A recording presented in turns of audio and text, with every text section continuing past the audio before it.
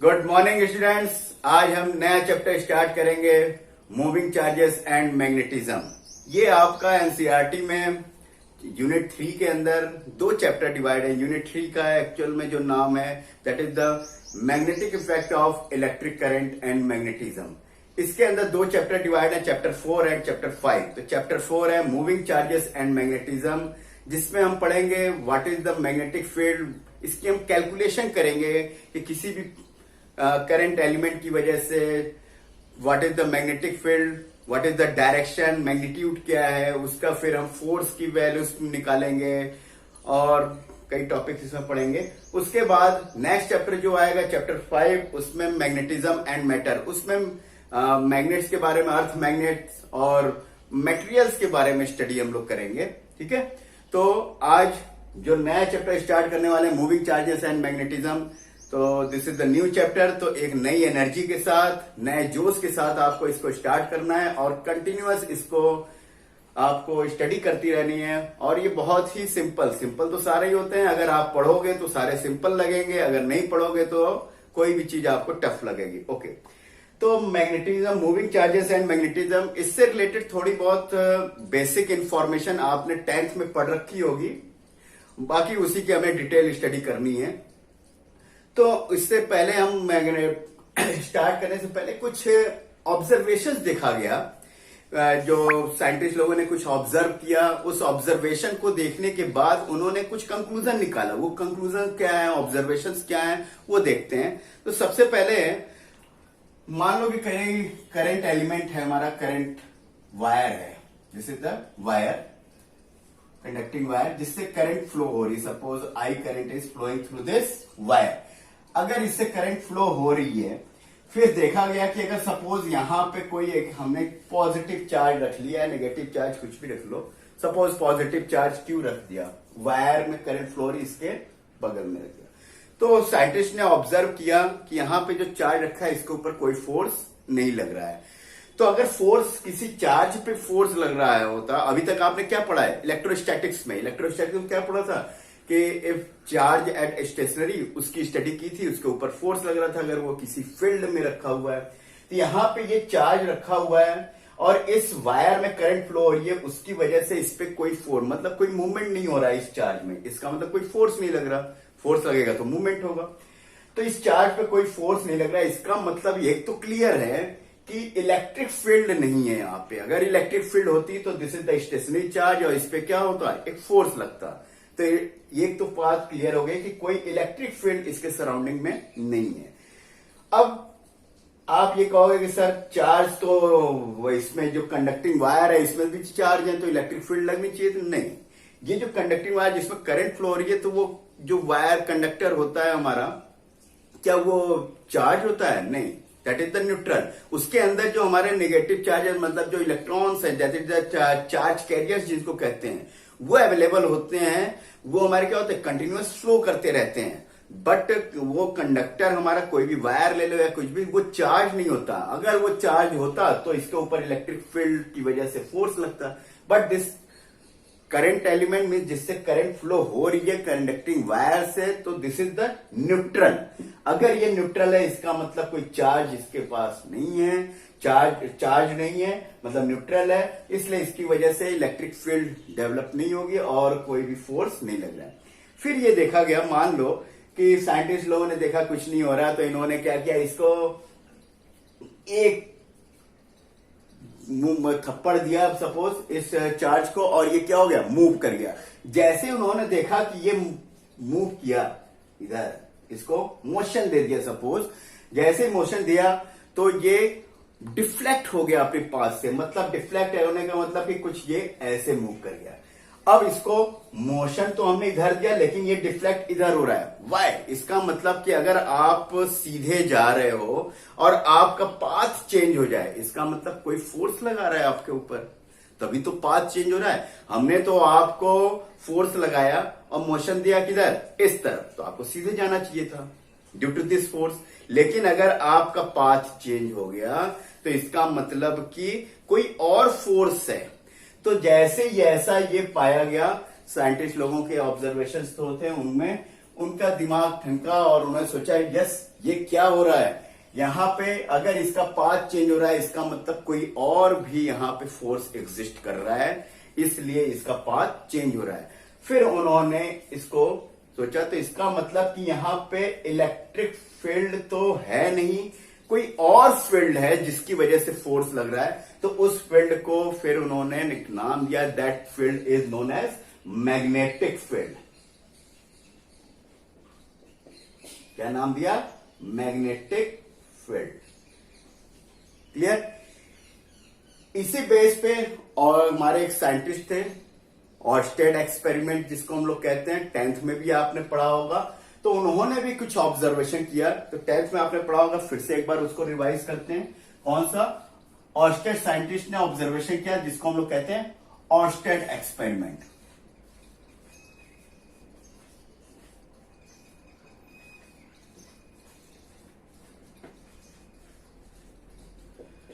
Orsted ने क्या observe किया, ऑर्स्टेड ने देखा कि suppose this is the circuit, एक ये आपका कंडक्टिंग वायर है, suppose this is the conducting wire,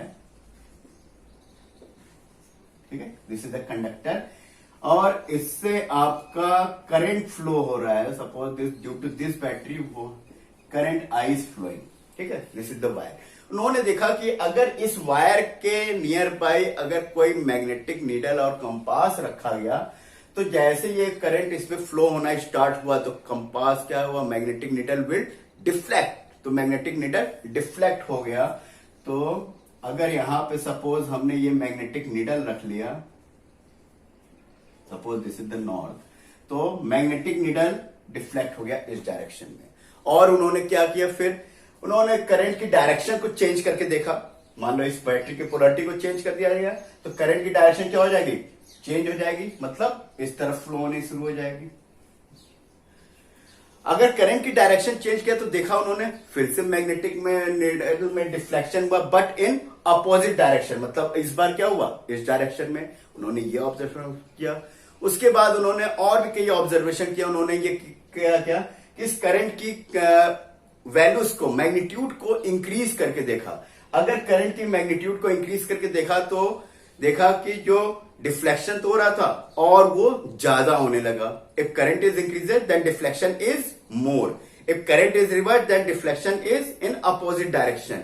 और उन्होंने क्या ऑब्जर्व किया, इफ मैग्नेटिक निडल को और इस वायर के क्लोजर ले गया, इसके नजदीक ले आया गया, तो डिफ्लेक्शन और ज्यादा हुआ। तो ये सारे एक्सपेरिमेंट उन्होंने करने के बाद, ऑब्जर्व करने के बाद एक कंक्लूजन निकाला कि जब किसी भी करंट कैरिंग कंडक्टर में, मतलब कि किसी वायर में अगर करंट फ्लो होती है तो उसके नियर बाय, उसके सराउंडिंग एक फील्ड डेवलप हो जाती है। और ये हमारा मैग्नेटिक कंपास निडल है।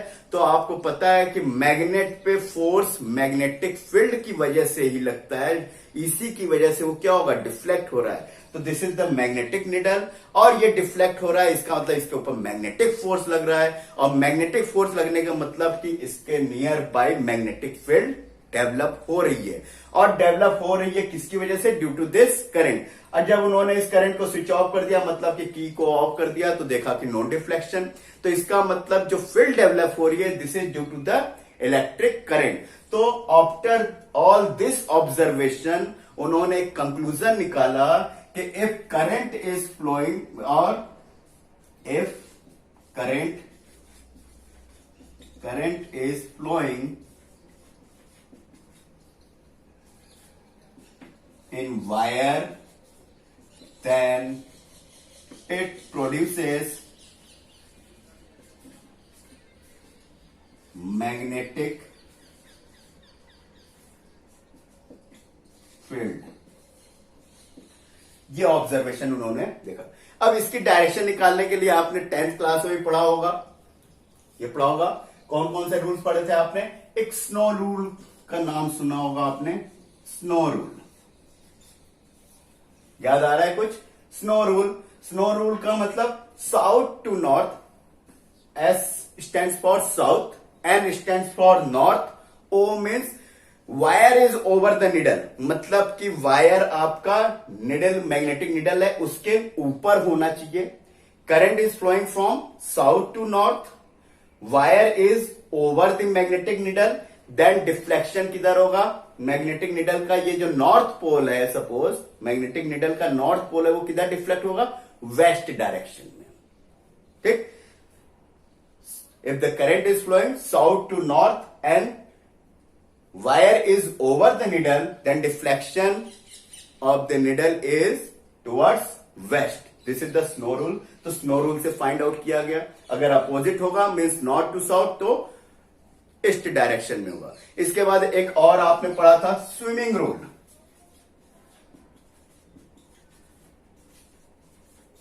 स्विमिंग रूल में क्या था, स्विमिंग रूल में if suppose any man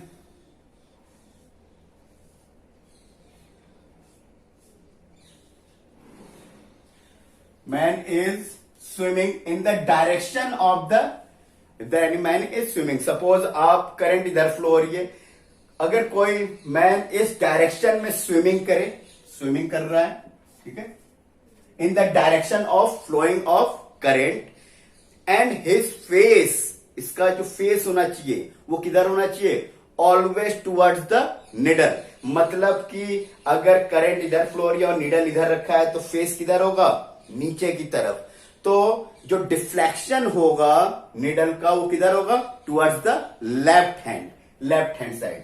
means यहां पे अगर आपका निडल रखा हुआ है,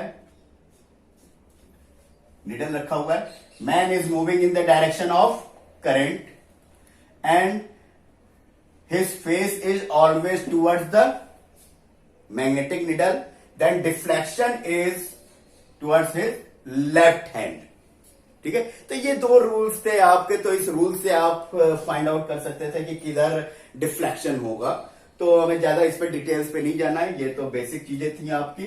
तो ये सारे कंक्लूजन देखने के बाद ये पता चल गया कि अगर किसी भी करंट फ्लो होती है वायर में तो उसके सराउंडिंग एक फील्ड डेवलप होती है। तो कंक्लूजन क्या निकला कि करंट अगर फ्लो होगी तो उसके सराउंडिंग में एक फील्ड डेवलप होगी, that field is known as magnetic field.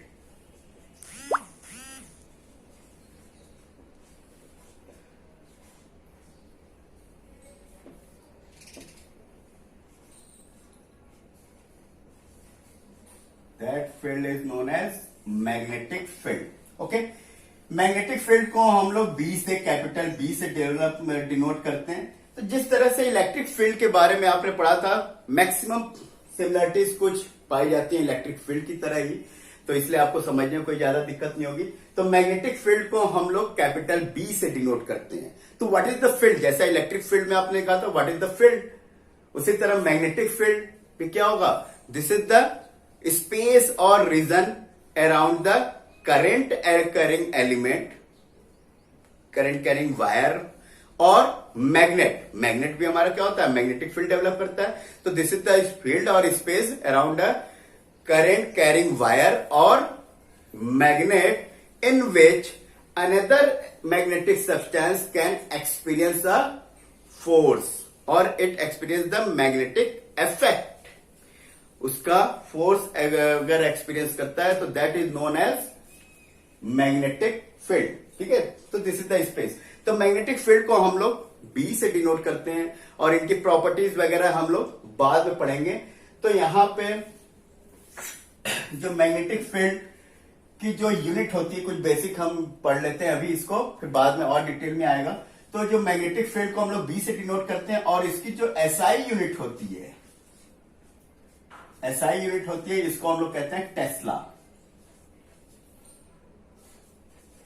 क्या कहते हैं, टेस्ला, जिसको कैपिटल टी से डिनोट करते हैं। और इसकी this is the SI unit और भी यूनिट होती है, दैट इज द न्यूटन पर एम्पियर पर मीटर, ये भी होती है। और दूसरा इसमें वेबर पर मीटर स्क्वायर के टर्म में भी रहता है आपका। तो वो सारे यूनिट्स आपकी बाद में आती रहेंगी। और इनकी जो सीजीएस यूनिट में होती है, सीजीएस यूनिट होती है आपकी, दैट इज द गॉस, जिसको हम लोग कैपिटल जी से डिनोट करते हैं। In CGS unit this is the gauss, capital G. और रिलेशन जो होता है that is the one gauss 1 gauss is equal to 10⁻⁴ tesla. ये रिलेशन याद रखना, कभी कभी न्यूमेरिकल में आपका सीजीएस में वैल्यू दिया रहता है तो आपको एसआई में कन्वर्ट करने आना चाहिए। तो 1 gauss is equal to 10⁻⁴ tesla. तो this is the magnetic field. अब ये जो मैग्नेटिक फील्ड हमारा देख लिया, इसकी यूनिट्स अब इसमें ये आ गई आपकी। अब ये मैग्नेटिक फील्ड तो होती है, इसका अब कैलकुलेशन कैसे करेंगे, इसकी वैल्यूज हम लोग कैसे फाइंड आउट करेंगे। तो जैसा आपने इलेक्ट्रिक फील्ड में कैलकुलेशन करने के लिए यूज किया था स्टेशनरी चार्जेस का, इलेक्ट्रिक फील्ड किसी भी पॉइंट पे फाइंड आउट करने के क्या रूल यूज किया था आपने, कूलॉम्स लॉ। उसी तरह यहां पे भी magnetic field due to the current wire at any point find out करने के रूल्स है, that is known as Biot Savart law. क्या है? Biot Savart law. तो next topic we are going to discuss Biot Savart law.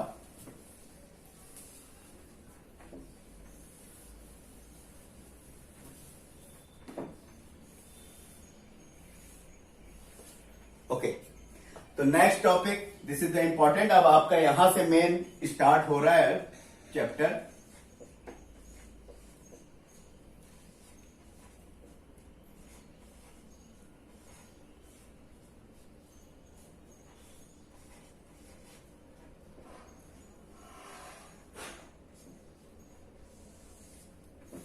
Biot-Savart law.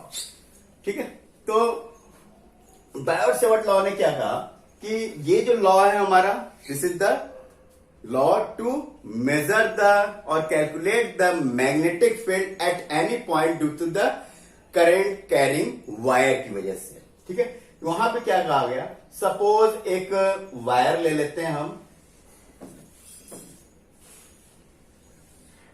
This is the wire, suppose this is the XY, एक wire ले लिया, नाम ले लिया। सपोज इसमें करंट फ्लो हो रही है, that is the I is the current flowing. ठीक है, इस वायर की वजह से सपोज हमें इस पॉइंट P पे मैग्नेटिक फील्ड फाइंड आउट करनी है।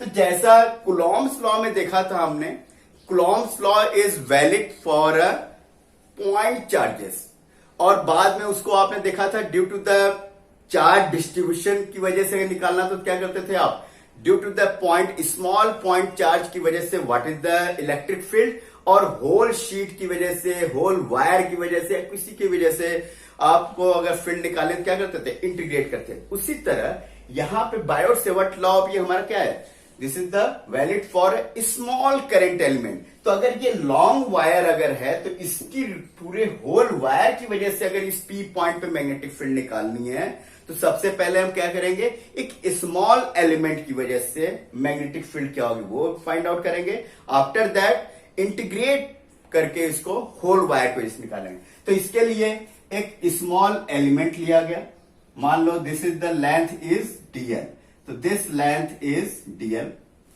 ओके, करंट इसमें फ्लो हो रही है। ठीक, अब यहां पर देखो साइंटिस्ट लोगों ने दिमाग ये लगाया कि अगर इस पूरे वायर की वजह से हमारा निकालना है तो उन्होंने एक स्मॉल एलिमेंट लिया, this is known as small current element. एक स्मॉल करंट एलिमेंट हमारा जो होता है, this is the vector quantity. जैसे हमने कहा है कि वायर है जिसमें करंट हमारी फ्लो हो रही है, उन्होंने एक स्मॉल एलिमेंट लिया, this is the dl। Current element क्या होता है, स्मॉल करंट एलिमेंट क्या होता है वो बता रहे हैं आपको। तो dl एक स्मॉल एलिमेंट ले लिया। तो ये जो हमारा, अब देखो ये जो करंट होता है, current is the scalar quantity, current is scalar quantity. अगर इसको वेक्टर के साथ बनाया तो उन्होंने दिमाग क्या लगाया कि जो हमारा ये जो लेंथ है, इस लेंथ को डिस्प्लेसमेंट के टर्म में अगर हम लिया जाए तो this is the vector, this is the vector. और ये जो वेक्टर है इसको I इंटू dl, तो करंट को इस वेक्टर के साथ क्या कर दिया, मल्टीप्लाई कर दिया। तो this quantity means I dl becomes the vector quantity. Current को तो वेक्टर हम कह नहीं सकते because current is not a vector quantity, it is a scalar quantity. एक स्मॉल एलिमेंट लिया dl, this is the vector quantity, dl is the, because this is the direction. तो इनका जो प्रोडक्ट है means current and vector dl का जो product है, this is the current element and it is the vector quantity. Magnitude तो इसका I into dl हुआ, बट डायरेक्शन जो होगा इस वेक्टर का, आइडियल करंट एलिमेंट का जो डायरेक्शन होगा, this is the direction of the current. तो करंट जिस डायरेक्शन में फ्लो होगा वही इस वेक्टर का डायरेक्शन होगा। क्लियर? तो यहां पे ये जो करंट एलिमेंट है डीएल ले लिया। सपोज इससे जो पी पॉइंट है, this is the R distance, और इसका जो पोजीशन वेक्टर हमने मान लिया या वेक्टर मान लिया, this is the vector R. Okay, this is the DL vector, this is the DL vector and this is the position vector, that is the R. और मान लो इन दोनों के बीच जो एंगल है that is the theta. What is the angle theta? Theta is the angle between current element means ideal और जो vector are है, vector are, इन दोनों के बीच का जो एंगल होता है that is the theta. Okay, तो उन्होंने ये कहा कि अगर किसी एलिमेंट में करंट में वायर में करंट आई फ्लो हो रही है, if I will take a small current element that is the ideal and the field at point P which is at a distance r and its vector is vector r, then magnetic field की जो values उन्होंने बताई after observation, क्योंकि ये law है। तो law क्या होते हैं आपके, कई ऑब्जर्वेशन, प्रैक्टिकल, एक्सपेरिमेंटल के बाद, ऑब्जर्वेशन के बाद एक कंक्लूजन को आते हैं और उनको वो क्या करते हैं, फॉर्मुलेट करते हैं, मतलब फॉर्मूले के टर्म में, उनके वेरिएबल पैरामीटर के टर्म में रिप्रेजेंटेशन देते हैं, दैट इज द लॉ। तो ये लॉ है। तो उन्होंने क्या ऑब्जर्व किया कि जो मैग्नेटिक फील्ड होगी इस पॉइंट पे, तो जो मैग्नेटिक फील्ड है this is the very small element, तो जो मैग्नेटिक फील्ड होगी वो भी क्या होगी, स्मॉल होगी। तो क्या लिखोगे, डीबी। तो उन्होंने कहा जो मैग्नेटिक फील्ड है, small magnetic field DB, this is directly proportional to the current. तो डायरेक्टली प्रोपोर्शनल टू करंट, जितनी करंट फ्लो रही है उसके क्या होगा, directly proportional, and this is directly proportional to the current element that is the DL. DL के भी क्या होगा, directly proportional, and this is also directly proportional to the sine of the angle of the theta which is the angle between current element and this is the vector r. So this is sin theta and inversely proportional to the distance square. तो जितनी distance है, कितना distance है, r, तो इसके magnitude के square के inversely proportional. तो बायर-सेवर्ट लॉ में क्या कहा, the field at any point due to the current carrying wire, field at any point due to the current carrying wire of small current element dl is directly proportional to the current flowing through the wire, directly proportional to the current element means dl, and directly proportional to the sine of the angle between current element and the vector r, and inversely proportional to the distance square. तो उन्होंने ये सारे conclusion किया, ये बताया। अब अगर इनको सबको कंबाइन किया जाए तो क्या लिख सकते हो, dB is directly proportional to I dl sine theta upon r square. Okay, अब अगर प्रोपोर्शनलिटी साइन हटाएंगे तो we will add some constant. तो dB is equal to, that is the constant k I dl sine theta divided by r square. Okay,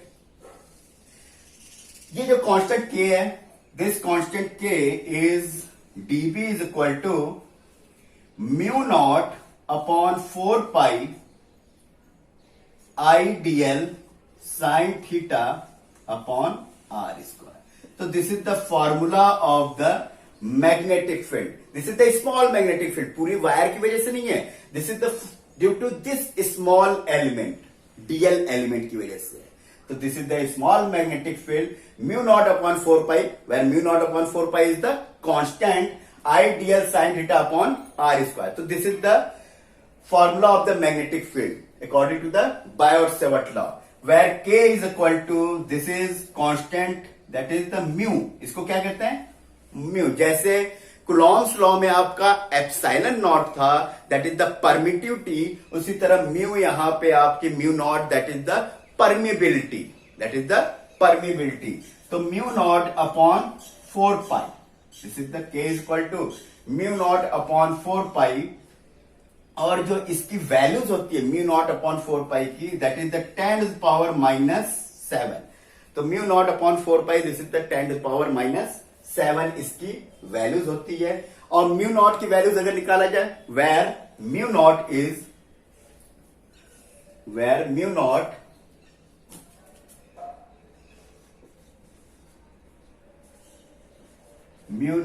is called permeability. What is this called? Permeability of free space.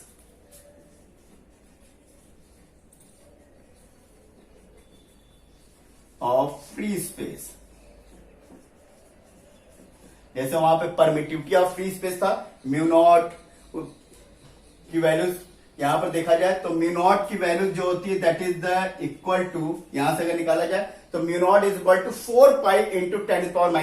Okay, if theta is equal to 0, theta is 0 होने का मतलब this theta is 0, तो इसका मतलब point P कहां पे आ जाएगा? Along the wire. If point P is along the wire, मतलब कि अगर मैग्नेटिक फील्ड आपको अलोंग द वायर निकालनी है जिसमें करंट फ्लो हो रही है, उसके अलावा मतलब पॉइंट पी हमारा क्या होना चाहिए? वायर के ऊपर ही होना चाहिए, वायर पे ही होना चाहिए, मतलब वायर की एक्सिस। अगर ये वायर ले रहे जिसकी एक्सिस ये है तो point P is on the axis of the wire और अलोंग द वायर अगर है डायरेक्शन में, तो थीटा इज इक्वल टू 0, तो हमें पता है साइन थीटा की वैल्यूज, साइन 0 की वैल्यूज कितनी होती है? Sine 0 is equal to 0। तो इसका मतलब क्या हुआ? What is the dB? तो dB is equal to mu naught upon 4 pi I d l sine 0 divided by r square.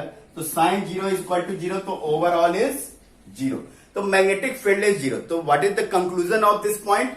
If point P is on the wire then magnetic field is 0, मतलब magnetic field on the wire और along the wire current carrying wire is 0, तो magnetic field इस पे क्या हो गया? Always 0। Okay, second case क्या कहता है?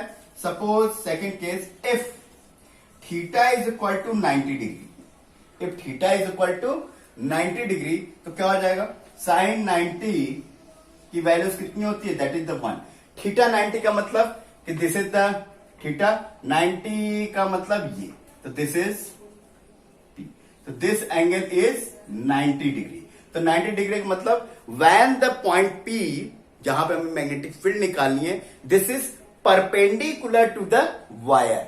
वायर के क्या होना चाहिए?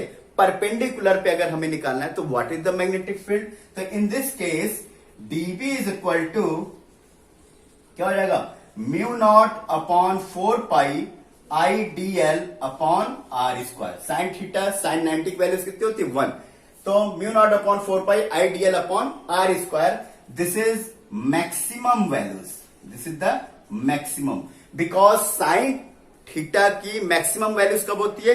When theta is equal to 90, तो 90 पे maximum. If theta is decreases then sine theta is decreases, मतलब कि मैग्नेटिक फील्ड क्या होगा? डिक्रीज। तो जब 90 डिग्री पे होगा, परपेंडिकुलर होगा, तो फील्ड इज मैक्सिमम, और उसके बाद क्या होगा? डिक्रीज होता जाएगा, और जैसे ही अलोंग द वायर आएगा तो उस पर मैग्नेटिक फील्ड क्या होगी? 0 हो जाएगी। तो इसका मतलब ये, तो मैक्सिमम मैग्नेटिक फील्ड कब होती है? When the point where the field is point is perpendicular to the wire, perpendicular to the wire, this is the maximum. और मिनिमम कब होता है? This is equal to 0 and it is along the wire. Okay, तो all these are the about the Biot-Savart law। अब इस Biot-Savart law को हम लोग यूज करके मैग्नेटिक फील्ड निकालेंगे एट डिफरेंट पॉइंट्स पे। तो due to the straight wire, long straight wire, infinite straight wire की वजह से मैग्नेटिक फील्ड क्या होगी? सर्कुलर क्लोज कॉइल की वजह से मैग्नेटिक फील्ड क्या होगी? सेंटर पे, उसके एक्सिस पे, किसी पॉइंट पे। तो by using the Biot-Savart law we will find the magnetic field for all these cases। Okay।